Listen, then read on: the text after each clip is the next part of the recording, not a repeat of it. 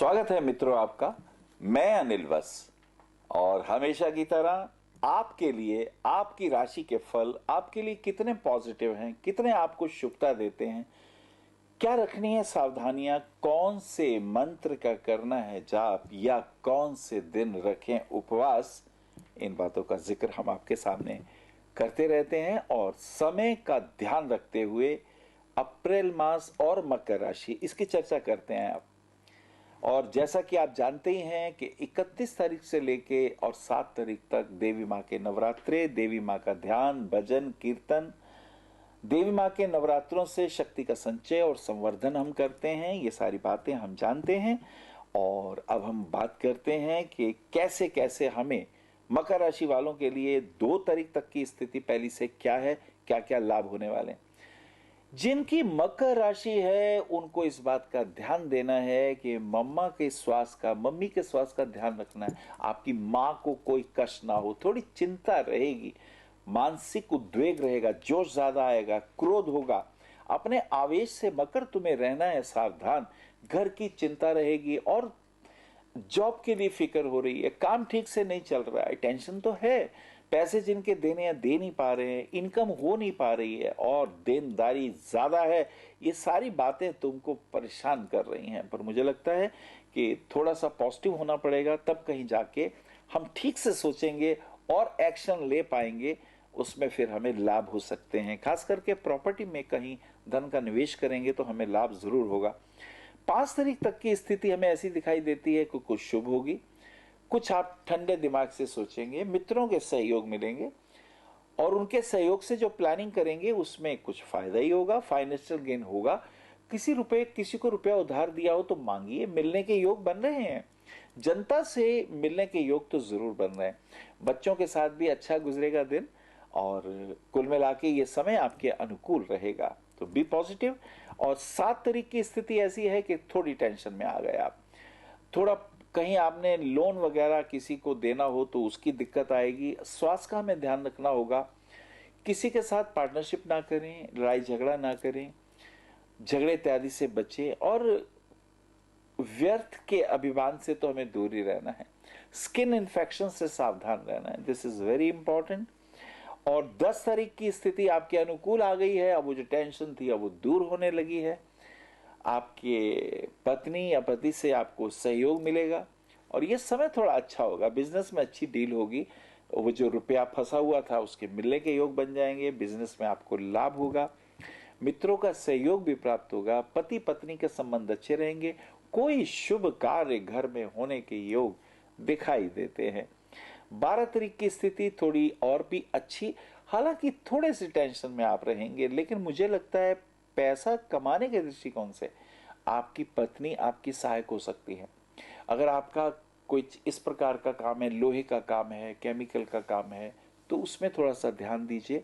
आपके जो वर्कर्स हैं वो अनुकूल काम कर रहे हैं या नहीं, उनके ऊपर ज्यादा गुस्सा ना करें, उनको थोड़ा सा मोटिवेट करें और फाइनेंशियल गेन के अवसर आने वाले दिनों में आपके बन जाएंगे। 15 तारीख की स्थिति के अंदर हम देखते हैं कि सूर्य का एक चेंज आ गया है, सूर्य मेष राशि में आ गए, ये आपके लिए बहुत अच्छा है। अब चंद्रमा और सूर्य एक साथ हैं, अमावस्या का भी योग बनेगा, तो किसी मंदिर में जाके पंडित जी को कुछ दान इत्यादि दीजिए, कुछ कपड़े वस्त्र इत्यादि दें तो ये आपके लिए अच्छा रहेगा। कुछ फल फ्रूट का दान करें तो ये एक अच्छा मूव आएगा। और इसी के साथ साथ कुछ शुभ कार्य भी होगा। खास करके कहीं रुपया लगाया हो तो कमीशन आ सकता है, शेयर मार्केट में भी लाभ हो सकता है, कमोडिटी में विशेष फायदा हो सकता है। और मुझे लगता है किसी देव मंदिर में जा सकते हैं, गुरु जी के दर्शन कर सकते हैं, भगवान के दर्शन कर सकते हैं, कोई ध्यान की प्रवचन की दुनिया में जा सकते हैं। कुल मिला के आध्यात्मिक और आपके लिए बहुत पॉजिटिव हो रहा है। This is amazing and good. 17 तारीख तक का वातावरण और भी शुभ भी है, टेंशन भी है। जॉब के लिए टेंशन है, वो प्रमोशन के लिए सोच रहे हैं, हो ही नहीं रही, बॉस हमारे अनुकूल ही नहीं बैठ रहा है, वो कहते कुछ हैं कर कुछ रहे हैं, या हो सकता है वो हमसे खुश नहीं है, वो हमें प्रॉपर वे में ना नहीं कह पा रहे हैं। तो आपको अलर्ट रहना है।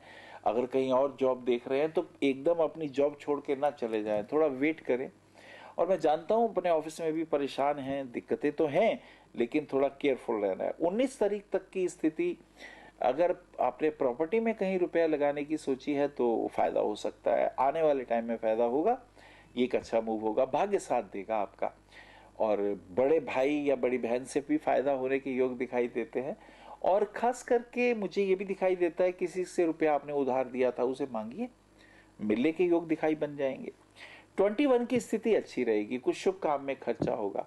हो सकता है घर में बेटी या बेटे को देखने लड़की या लड़के वाले आए, वो जो बात नहीं बन रही थी, बहुत दिनों से हम चिंतित थे, वो बात बनने के योग बन जाए।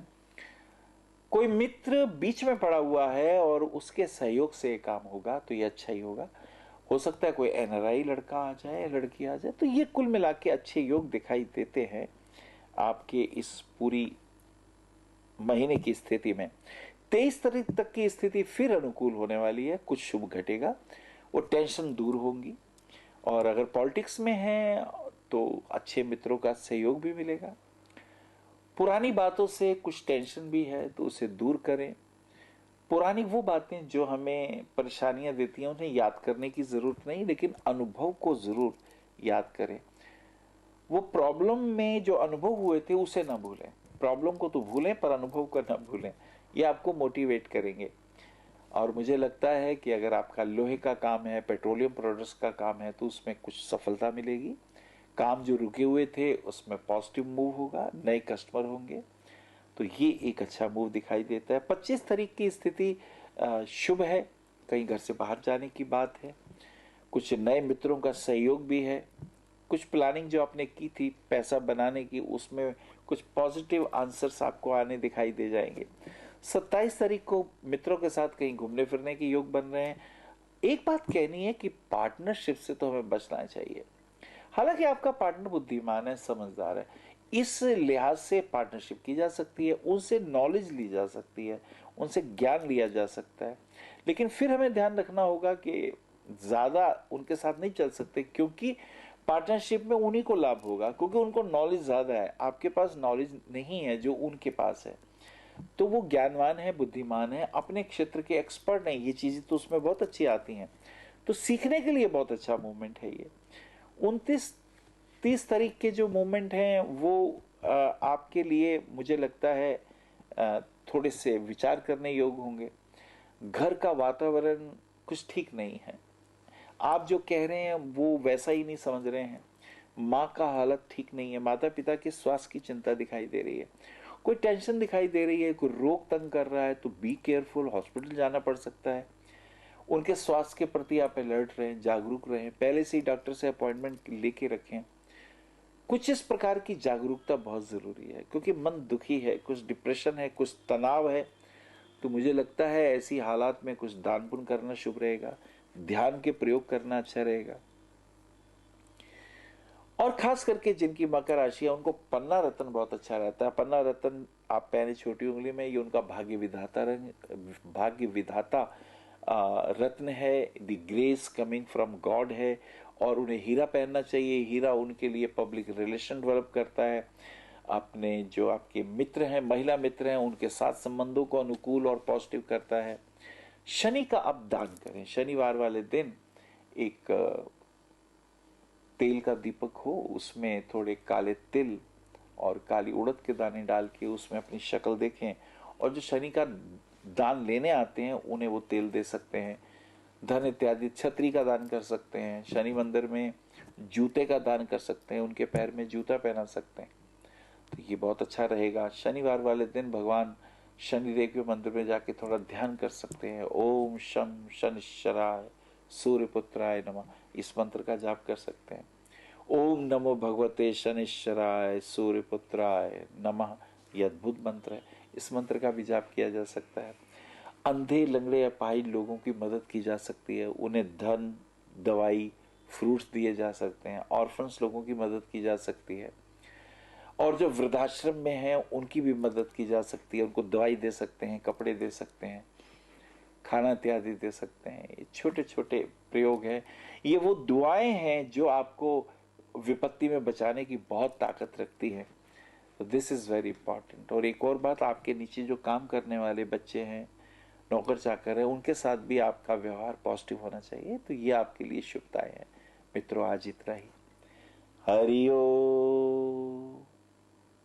हमारा पता है भविष्य कथन BE 279 गली नंबर 6 हरिनगर न्यू दिल्ली 110064। हमारे फ़ोन नंबर है 919891739999 919818189993 918860006030। हमारी वेबसाइट है www.bhavishyakathan.org। ईमेल है acharyaanilvats@gmail.com।